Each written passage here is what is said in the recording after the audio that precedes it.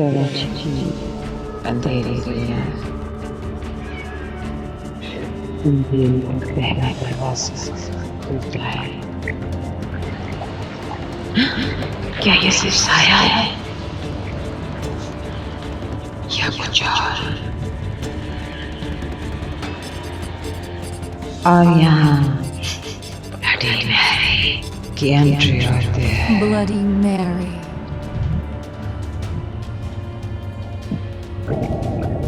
Bloody Mary या सिर्फ एक इल्यूशन?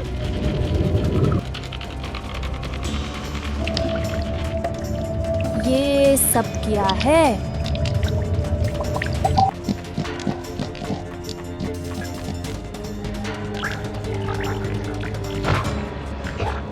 कराची की भूत और ब्लडी मैरी अगर इकट्ठे हो जाए और आपको डराए तो आप क्या करेंगे?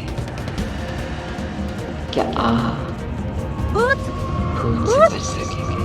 सोचो, बचाओ। ब्लडी मैरी और कराची बूट अगर मिल जाए, क्या आए ब्लडी